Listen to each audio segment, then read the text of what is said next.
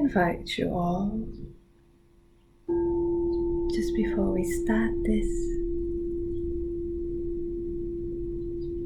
transmission,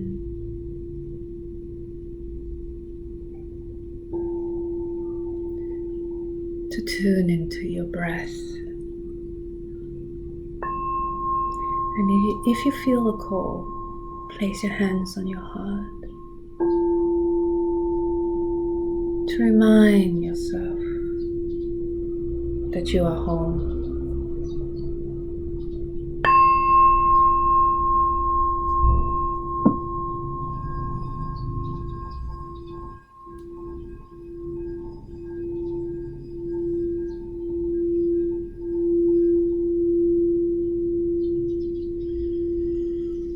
Through your breath, tune into Father Sky above the crown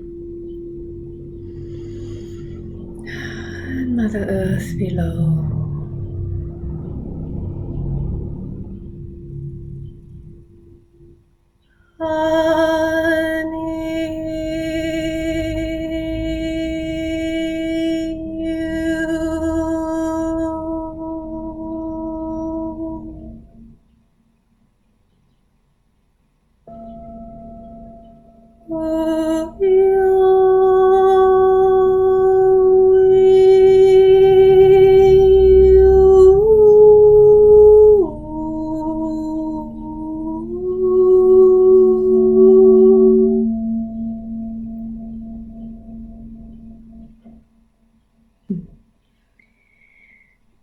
So I feel that I haven't really get on this kind of setting and recording for a while.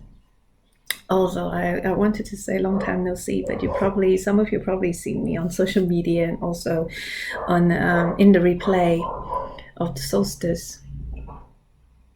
Dogs are barking. So I just want to share, as usual, my resonance, my reflections of the current process.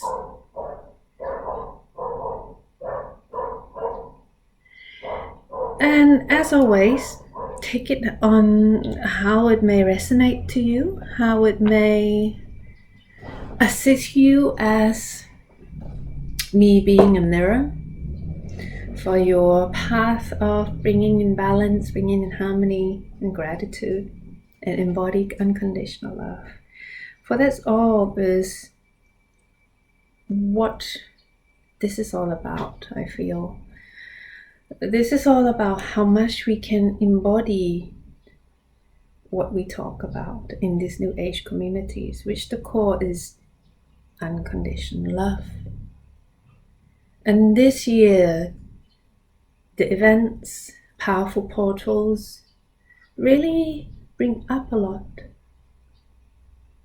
of our potentials, our gifts, that often can be discovered through the process of, again, honest self-assessment, humbleness, gratitude. And rather than judging it negatively, rather than taking it personal, we can then show up to ourselves in a way that, okay, what is all these triggers showing me?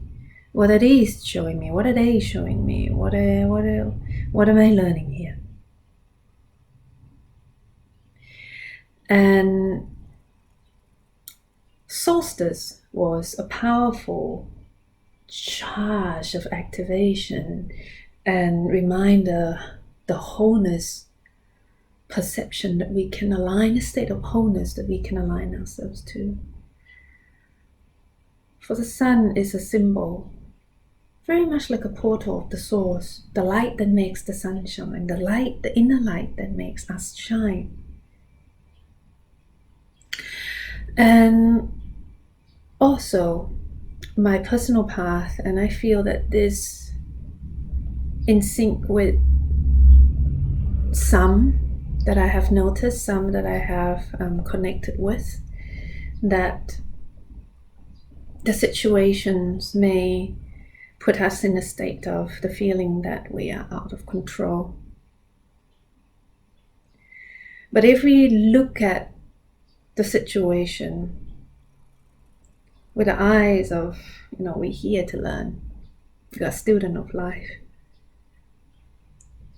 And perhaps the lesson behind it all is not really to fix or correct, but it's just to forgive and find creative, imaginative way to bring peace and nurture the sense of curiosity, the sense of the essence of an explorer, the explorers within us all. So, if any of you have been feeling out of control, feeling helpless, knowing that the universe bring up this situation upon us for us to step back and allow whatever it is to take form in their own nature. But then there's these voices in the back of our head. What else can we do? What else can I do? And a reminder for me that came through, and for others as well, that shared their path with me, it's very much of the reminder that even though we are not in control of any situation, we have the power to choose how we react, how we respond. And this is an art, this is a dance. This takes us beyond the field of the battle between the right versus wrong. Again, it's that process of natural humbleness. But at the same time, within this art, within this dance, we are drawing our boundary from love. We are learning to express where we're coming from, our beliefs, in the most balanced and mindful way, mindful of how or what we say can affect others. And two, it is a very powerful moment of time where process of transitioning occur in all kind of places. And within this season of Cancer that connects to the lungs, connects to the chest, and we're going into Leo in August and powerful Lionsgate. Leo governs the heart, connects to the heart. So we're penetrating with this Cancer season, we're going through the layer of the chest. And as many of you know, the chest can accumulate grief, can accumulate energy of sorrow, similar to how the sacral can, the energy of guilt can accumulate there. So if you find yourself in a process of, there's a stirring up within, needing to feel that grief, needing to feel that sorrow, feel it, and engage creativity, imagination into how you can release that, how you can transform that into something that is a permission slip or a tool for you to detach from the eyes of sorrow, to detach from old beliefs, from old views. I'm not coming from a space where you shouldn't be grieving, you shouldn't be feeling sorrow, no. All feelings are valid. From my personal lesson is that I'm learning not to be attached to sorrow. I'm learning not to project the lenses of sorrow onto every situation that I see, so that I can continue to hold space for others from the space of true compassion, from the space of gentleness, of not projecting my own views, my own distorted lenses onto other people's situation. So it is that deep process of coming into the chest and into the heart. And if you connect with me on social media or online ceremony, you probably notice how I am embodying and learning the practice of Mongol shamanism. I don't have the book here with me, but 2 books by Sarang Gerel. One is Riding the Wind Horse, second is Chosen by the Spirits, and is recommended by a brother, which I'm really grateful for. According to the Mongol shamanism, the chest, the heart, is the center of the personal psychic power, personal spiritual power. The heart too symbolizes the center of all. The center, the heart connects to that portal, that void, that center where all time and space unite. So, on the top of all process of going through grief, going through sorrow, going through that sense of frustration and irritation that, I can't do anything in this situation. When we penetrate through that, we will learn to dance, release, and going beyond those layers. There's this process of empowerment, empowering our psychic power, empowering our spiritual connection, empowering in the sense that we are responsible for our own reality, for our own universe, and how we connect as collective. It's something to be appreciated. It's something to be cherished as a dance. And we are all learning this. We are all learning to coexist and embody that, knowing that unity is diversity. Unity comes with diversity. For the light of the candles, the light of the sun shines in many rays, in many forms, but all from the same source. So I've drawn to pick up a card from the Shaman's Oracle card. You can get this on Amazon. It's become one of my favorite decks. And if you work with me in private session, I do use this deck often as well. For us all. For today too is 9 according to Mayan sacred calendar Shokil.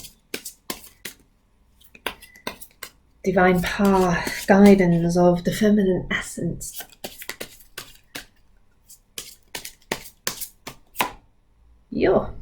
As we were speaking, Shaman of sorrow. We all have our inner shamans. However, each of us resonate or define shamans. I'm not gonna debunk anyone's beliefs and their perspective of what the shaman should be. There's this inner shaman within us, which has to do with the ability to connect with our inner guidance, a deep communion with our spirit guides, an ability to tap into multi-time and space. And here, as the ongoing holographic healing, the healing that take place as a ripple, multidimensionally, transforming sorrow. Transforming sorrow. I went into the Amazon to meet Mother Ayahuasca to ask her, and I asked her in one of the ceremony, why was I so sensitive to sorrow? And a message came through that, we in the world, but yet we can learn not to be affected by the world. And cradle the pain inside. And do our best to transform it so we no longer project sorrow, the lenses of sorrow, the perception of sorrow onto others. And it's something to be purged, something to be released. For tears are powerful tools. For we have bought into the belief that crying isn't good at some point in our life. But tears are powerful tools of cleansing the old perception, cleansing old energy, especially around the head. For when we observe the act of crying deep crying. We pull energy out from below up and engage with the heart, and then in through our eyes as tears. So heart goes out to all. The ability to feel is the gift. It is truly a gift. And it's just like the image, the reflection of the Buddha consciousness of finding the middle path. And sometimes be in the world, but not of the world. Observe through the smoky mirror, our own smoky mirror that we have created.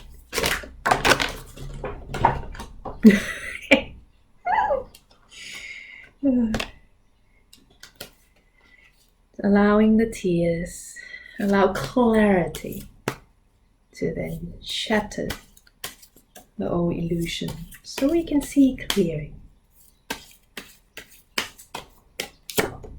Yeah, Kara, blue lion, Syrian feline. And the energy of these cards come through this connection here around the eyes. And we spoke about how tears are powerful tool of purification and cleansing, transmutation of beliefs, transmutation of perception with compassion. However that may mean to you, to embody true compassion, to embody true unconditioned love, and it all comes from practice within ourselves. Through know thyself, and through the process and the practice of being there for ourselves and take responsibility for inner wounds so we don't project it on others, and then we learn to be our own healers, to be our own shamans, to be our own medicine people. To know that whatever rises up, bubbles up, the triggers within us is something of our own. And that's a part of empowerment as well, to take responsibility. Shaman of sorrow, transformation of perception. And it's all about allowing us to return home deeper into our heart. So inviting you, place your hands on your heart, and gratitude for you all to stay with this video this far.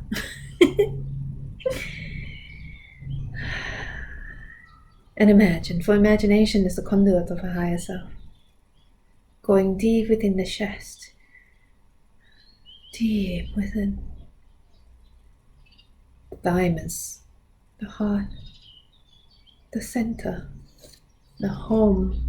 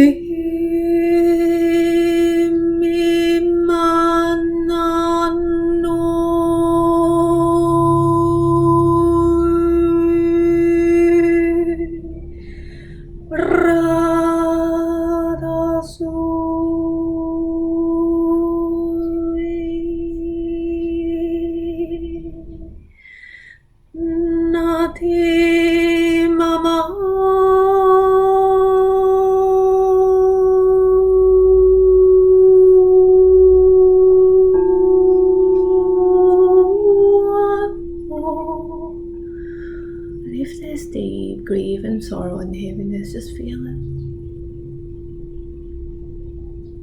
and give it gratitude for it to come up.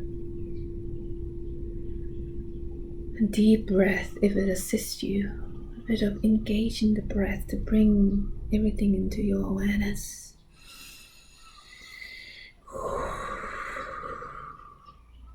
And then visualize the heaviness.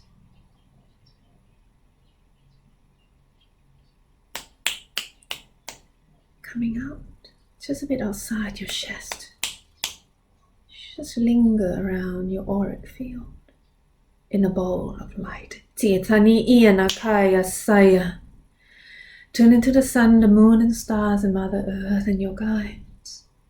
And with gratitude, and if forgiveness is needed, to initiate forgiveness. Hand this sadness, hand this energy over to your guides. No need to carry it.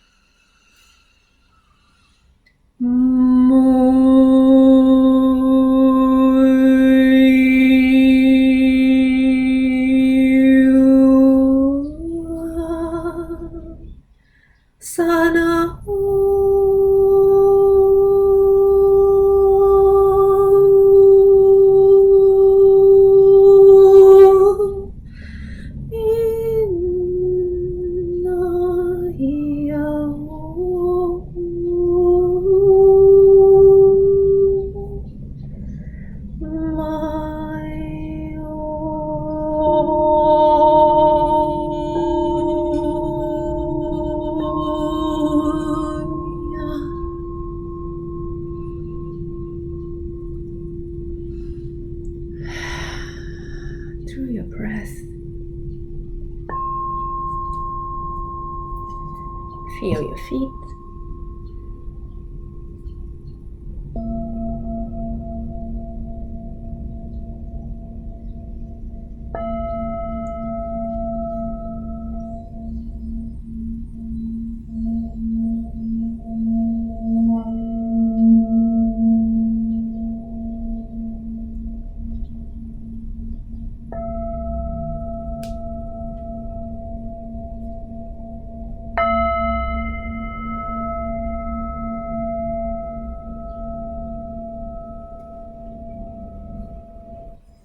Tiasi iano koma ratasaya niano.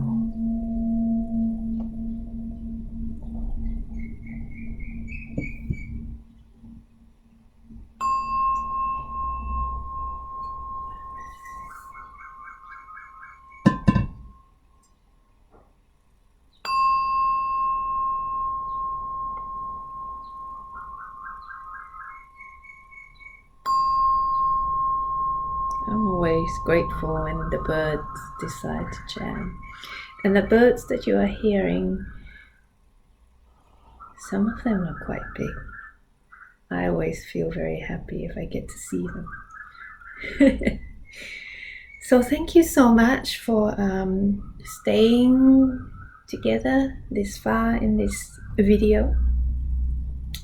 Thank you for taking time to tune in. Thank you for taking time to make comments. I know that not in every video I reply. Sometimes I do need to take a break from gadgets and just rest and allow energy to flow. But sometimes I can be quite active online. So it really depends. Anyway, I will leave the link to my website in the description if you want to check out my private session, online private cacao ceremony. Upcoming events will probably be the Lion's Gate and art, etc., etc. Lots of love to y'all. Namaste.